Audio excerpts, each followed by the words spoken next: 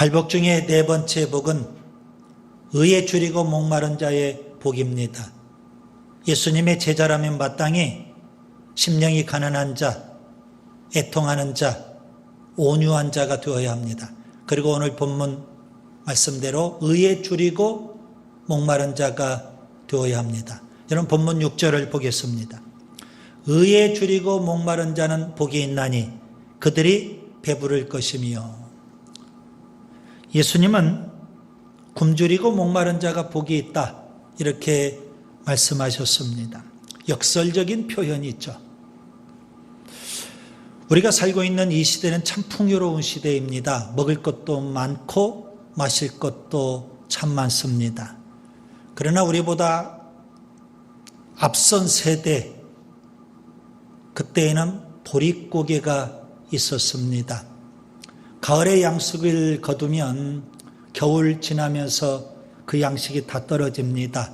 5, 6월이 되면 이제 춘궁기가 오게 되고 먹을 양식이 없게 됐습니다. 그래서 많이 굶주렸죠. 보릿고개, 행복하지 못합니다.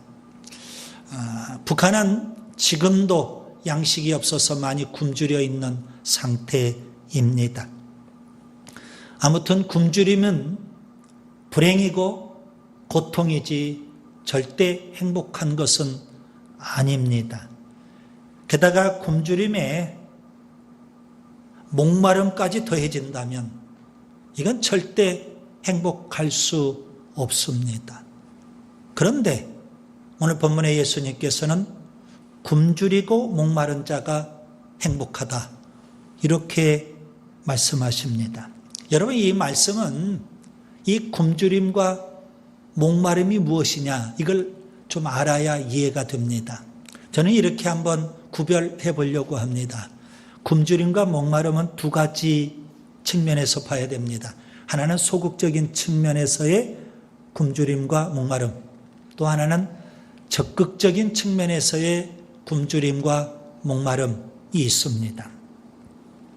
소극적인 측면에서의 굶주림과 목마름은 이겁니다. 단지 먹을 것과 마실 것이 없어서 굶주리고 목마르는 그런 육신의 상태를 말하는 거라고 한다면, 적극적인 측면에서의 굶주림과 목마름은 간절히 사모하고 열망하고 또 추구하는 그런 굶주림과 목마름, 마음의 상태를 의미하는 겁니다. 마치 사슴이 시냇물을 찾기에 갈급하다 그렇게 시편에 표현되어 있죠.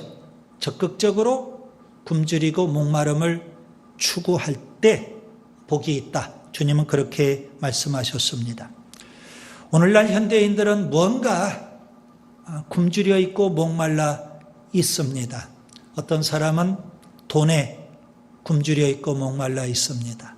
어떤 사람은 명예에, 어떤 사람은 권세에, 어떤 사람은 지식에, 또 어떤 사람은 향락과 쾌락과 섹스에, 저마다 목말라 있는 게 있고 굶주려 있는 게 있다는 말씀입니다. 여러분, 그러한 것들을 우리가 얻는다고 해서 우리 인생이 행복할 수 있을까요? 세상적인 것 아무리 많이 얻는다고 해도 결코 행복할 수가 없습니다. 오히려 갈증만 더 느끼게 되는 겁니다. 그래서 그러한 걸 소유하면 조금 더 소유하고 싶은 욕망, 그 욕망 때문에 우리를 자꾸 불행의 구덩이로 빠지게 만드는 겁니다. 만족하지 못하고 조금만 더 소유하고 싶다는 거죠. 우리 인간이 그만큼 욕망 덩어리입니다. 솔로몬은 전도서에서 이렇게 선언했습니다. 전도서 1장 2절, 헛되고 헛되며 헛되고 헛되니 모든 것이 헛되도다. 예수님께서 요한복음 4장에 사마리아 수가성 우물가에서 한 여인을 만나십니다. 그 여인은 세상 쾌락, 향락을 추구하며 살았던 여인입니다. 주님은 이렇게 말씀하시죠.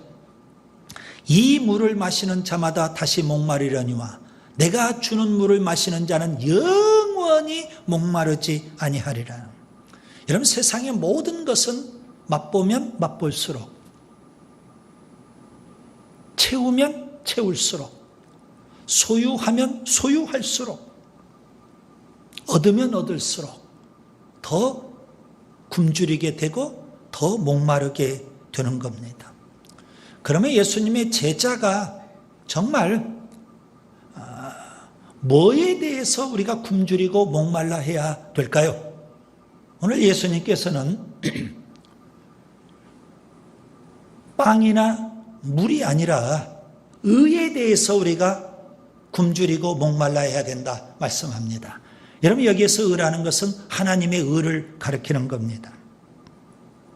빵과 물이 없다면 방금 전에도 말씀드린 대로 우리가 굶주리고 목마르게 됐죠. 이건 불행이고 고통입니다. 그런데 더 큰 고통과 불행은 뭘까요?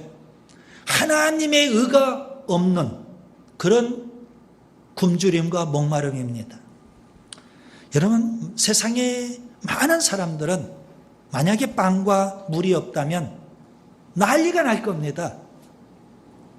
그런데 정작 하나님의 의가 없는 것 때문에 우리가 굶주리고 목말라 해야 되는데, 하나님의 그 의가 없는 것 때문에 그들이 난리가 나지는 않습니다. 전혀 무관심합니다. 여러분은 소극적으로 무엇에 굶주리고 목말라 하시는지요? 빵과 물입니까? 여러분, 적극적으로 무엇에 굶주리고 목말라 하시는지요? 예수님은 제자들에게 하나님의 의를 구하라고 말씀하십니다. 마태복음 6장 33절, 그런즉 너희는 먼저 그의 나라와 그의 의를 구하라. 그리하면 이 모든 것을 너희에게 더하시리라. 여러분, 여기 구하라, 이 말씀은 열심히 적극적으로 추구하라, 그런 의미입니다. 예수님의 제자가 적극적으로 추구해야 될 하나님의 의는 뭘까요? 성경에 보면 우리가 추구해야 될 하나님의 의 세 가지가 있습니다. 첫째, 법적인 의가 있습니다. 이것을 칭의라고 표현합니다. 여러분, 법적인 의라는 것은 하나님께서 우리를 의롭다고 해주시는 것, 교리적으로 칭의 이렇게 표현합니다. 칭의는 법정에서 판사가 죄 없다, 무죄를 선언하는 것과 같습니다. 사도 바울이 로마서에서 이신칭의의 놀라운 진리를 말씀했죠. 유대인이든 이방인이든 다 죄인이라는 겁니다. 그래서 하나님의 진노와 심판을 받을 수밖에 없다는 거죠. 그럼 우리가 어떻게 구원받습니까? 예수님을 믿음으로 우리가 죄사함 받고 의롭다함을 얻는다는 겁니다. 이것이 바로 바울이 로마서에서 말씀하고 있는 이신칭의의 진리입니다. 그런데 문제는 유대인들입니다. 유대인들은 율법을 행함으로 의롭다함을 얻으려고 했습니다. 특별히 바리새인들, 그들은 자칭 의인이었습니다. 그들의 인간의 공로나 노력이나 선행으로 우리가 의롭게 될 수 있다고 생각을 했어요. 그런 그들에게 바울은 이렇게 선언합니다. 로마서 3장 20절, 율법의 행위로 그의 앞에 의롭다 하심을 얻을 육체가 없나니 율법으로는 죄를 깨달음이니라.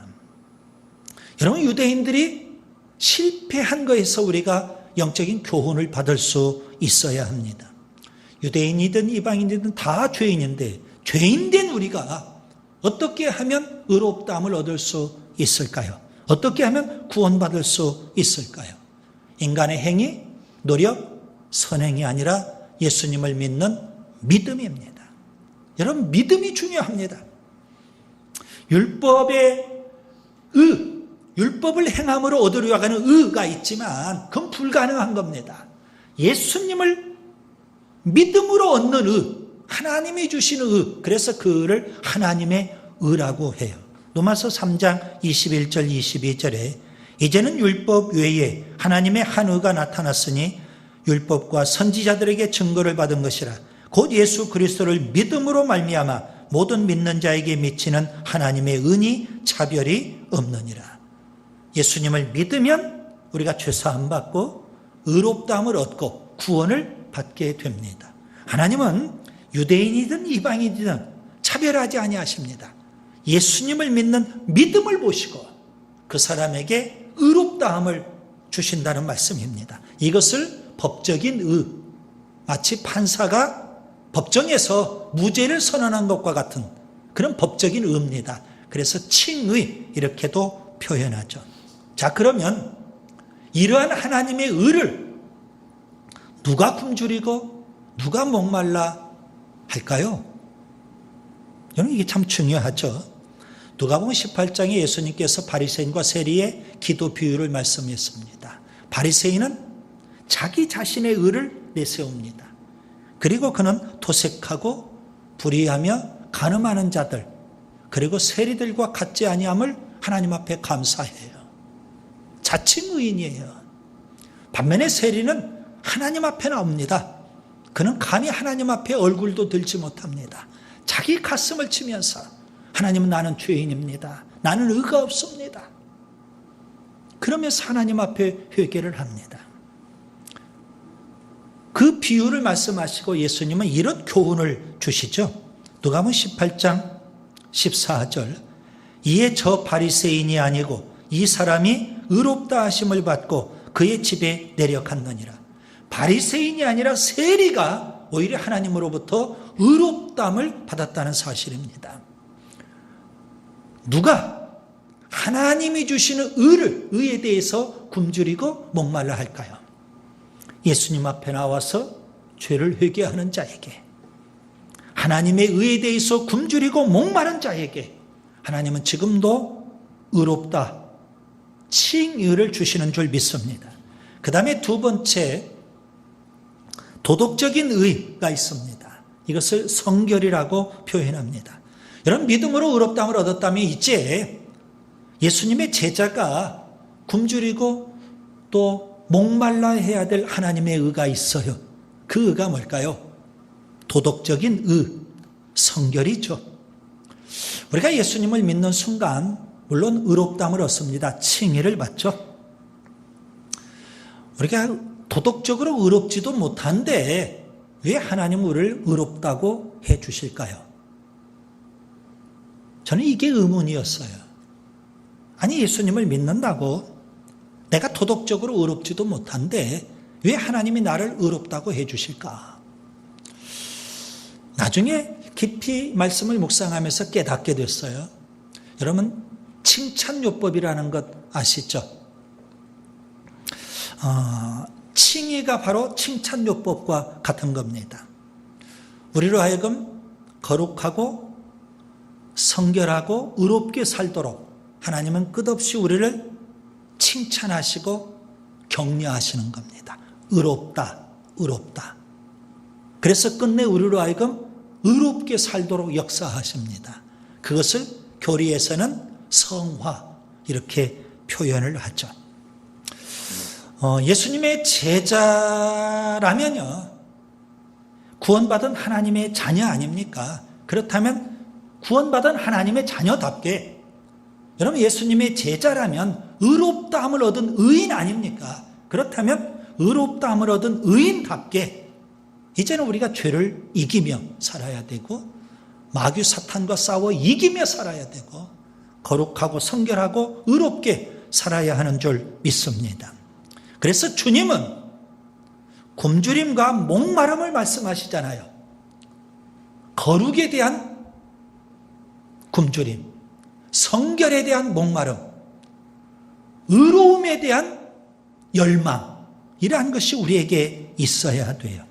에베소서 4장 22절부터 24절에 너희는 유혹의 욕심을 따라 썩어져가는 구습을 따르는 옛사람을 벗어버리고 오직 너희의 심령이 새롭게 되어 하나님을 따라 의와 진리의 거룩함으로 지으심을 받은 새 사람을 입으라. 에베소서 5장 8절과 9절에도 너희가 전에는 어두움이더니 이제는 주 안에서 빛이라. 빛의 자녀들처럼 행하라. 빛의 열매는 모든 착함과 의로움과 진실함에 있느니라. 여러분, 우리가 지금 산상설교를 공부하고 있는데 예수님은 제자들에게 이런 말씀을 하셨어요. 마태복음 5장 20절 너희 의가 서기관과 바리새인보다 더 낫지 못하면 결코 천국에 들어가지 못하리라. 여러분 여기에서 말씀하고 있는 의는 앞단락에서 제가 말씀한 법적인 의, 칭의를 말하는 게 아니죠. 도덕적인 의를 말하는 겁니다. 거룩하고 성결하고 의롭게 살라는 거죠. 여러분 예수 믿는 우리가, 예수님의 제자인 우리가 세상 사람보다도 도덕적으로 의롭지 못하면 어떻게 되겠어요? 주님은 너희는 세상의 빛이고 소금이다. 그렇게 말씀하지 않았습니까? 여러분 소금의 맛을 잃으면 세상 사람들로부터 짓밟힘을 당한다는 겁니다. 오늘 우리 시대의 교회가 왜 그렇게 비난을 받습니까? 도덕적인 의, 우리가 거룩하지 못하고 성결하지 못하고 의롭지 못하기 때문에 세상 사람들이 우리를 비난하고 욕하는 거라고 생각합니다. 여러분 거룩과 성결은 하나님의 뜻이고 하나님의 명령입니다. 우리가 살고 있는 이 시대 지금 마지막 시대죠. 사도 바울은요 데살로니가 전서에서 임박한 종말신앙을 갖고 살도록 우리에게 권면합니다. 주님 오실 날이 아주 임박했다는 거죠. 우리가 어떻게 살아야 될까요? 데살로니가 전서 4장 3절에 하나님의 뜻은 이것이니 너희의 거룩함이라. 마지막 때를 사는 우리들 주님 앞에 우리가 서야 되지 않을까요? 우리에게 필요한 것은 거룩함입니다. 성경은 재림하실 예수님을 신랑으로 묘사합니다. 그 신랑을 맞이하기 위해서 우리가 휴거를 하게 될 거예요. 그럼 우리에게 준비가 필요하죠. 여러분 교회가 준비해야 될 게 뭘까요? 빛나고 깨끗한 세마포 옷입니다. 신랑도 깨끗한 옷으로, 신부도 신부의 복장으로 준비해야 되는 거 아닙니까? 요한계시록 19장 8절에 그에게 빛나고 깨끗한 세마포 옷을 입도록 허락하셨으니 이 세마포 옷은 성도들의 옳은 행실이로다.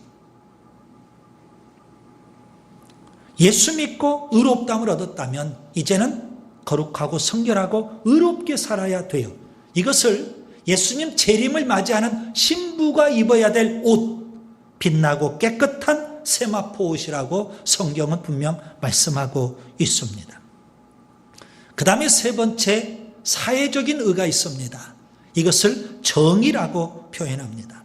자, 법적인 의를 칭의, 도덕적인 의를 성결이라고 한다면 사회적인 의는 정의 이렇게 표현할 수 있을 겁니다. 예수님의 제자라면 마땅히 개인적인 성결도 중요해요. 아울러 사회적인 성결, 정의에 대해서도 우리가 관심을 가져야 됩니다. 불의와 부정과 부패에 우리가 침묵하거나 방관하거나 또는 동조하면 절대 안 되는 겁니다. 예수님의 제자에게는 구약시대 용어로 표현하면 선지자적인 사명이 있는 겁니다. 우리가 살고 있는 이 시대를 향해서, 세상을 향해서, 우리가 살고 있는 이 사회를 향해서 우리가 감당해야 될 선지자적인 사명이 있어요. 모든 사람이 다 공감하는 거 아닙니까? 우리가 살고 있는 이 시대, 불법과 탈법, 편법과 반칙이 무성한 그런 사회라고요. 누군가가 준법을 말하면 우리 모두가 다 거부감을 느끼게 됩니다. 누군가가 원칙을 말하면 고리타분하게 여길 겁니다. 누군가가 정의를 말하면 바보 취급을 하고 말 겁니다. 왜 그럴까요? 사회적인 의, 곧 정의에 굶주리고 목마른 예수님의 제자가 많지 않기 때문에 그런 겁니다. 여러분 구약의 선지자들을 보세요. 그들은 그 시대, 그들이 활동하던 그 시대의 부패상에 대해서 아주 신랄하게 지적을 합니다. 하나님은 그들을 통해서 하나님의 사랑만 가르치신 것이 아니라 하나님의 공의를 가르쳐주고 있는 겁니다. 아모스 선지자를 보세요. 그는 그 시대의 부패상을 신랄하게 지적을 해요. 아모스서 5장 24절에 오직 정의를 물같이 공의를 마르지 않는 강같이 흐르게 할지어다. 하나님이 원하시는 게 뭘까요? 사회적인 의, 공의입니다. 세례 요한을 아시죠? 예수님의 선구자입니다.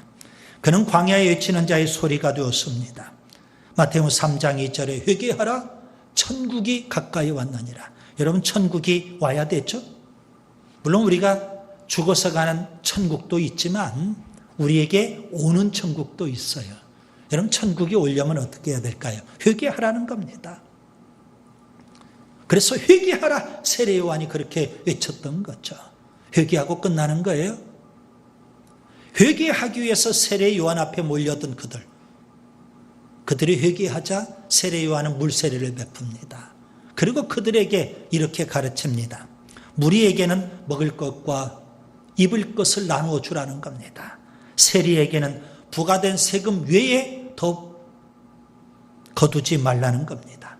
군인들에게는 강탈하지 말고 거짓으로 고발하지 말며 받는 급료를 족한 줄로 알라고 말합니다.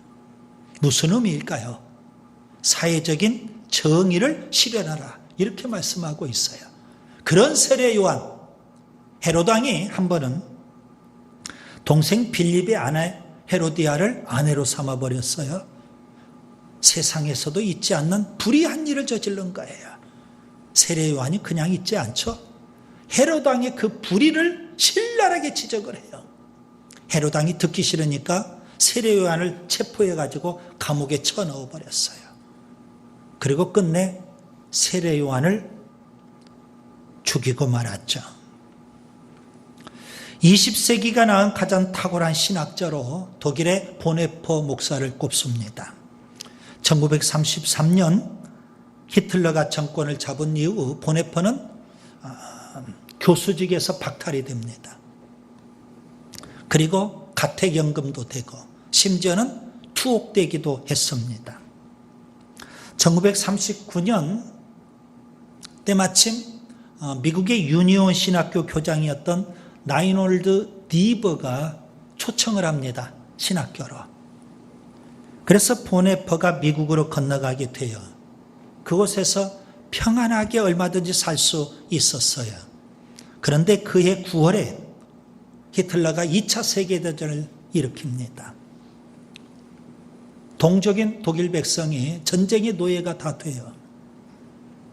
그는 독일로 돌아가기로 결심을 합니다. 그리고 기꺼이 독일로 들어가요. 그 당시 독일 교회는 히틀러를 메시아로 추앙하던 그런 때였습니다. 독일 교회 전체가 히틀러를 메시아로 추앙을 해요. 그래서 그는 독일 교회에서 나와서 따로 고백교회라는 교회를 세워요. 그리고 불의한 세력에 대해서 온몸으로 저항을 해요. 끝내 투옥이 됐죠. 감옥에서 그가 39세의 나이로 순교를 하게 됩니다. 그는 물론 하나님의 말씀을 다 소중하게 여겼지만 특별히 산상설교를 아주 사랑을 했어요. 그의 삶은 비록 짧은 39년의 삶이었지만 우리에게 이렇게 말하는 듯해요. 불의한 세상을 향해서 저항하라는 것. 하나님의 정의를 실현하라. 이렇게 우리에게 지금도 말하는 듯해요. 이제 말씀을 정리합니다. 팔복 중에 네 번째 복은 의에 줄이고 목마른 자의 복입니다. 역설적인 표현이죠. 먹을 것과 마실 것이 없는 육신의 굶주림과 목마름이 아니라 하나님의 의를 갈망하고 추구하는 마음의 굶주림과 목마름입니다. 예수님의 제자가 추구해야 될 하나님의 의는 뭘까요? 저는 세 가지를 말씀을 드렸습니다. 첫 번째, 법적인 의, 칭의입니다. 두 번째, 도덕적인 의, 성결입니다. 세 번째, 사회적인 의, 정의입니다. 칭의를 우리가 받았다면 이제 우리가 한 손에는 성결을, 한 손에는 정의를 들고 의를 구하고 의를 열망하고 의를 추구하는 자가 될 수 있기를 바랍니다.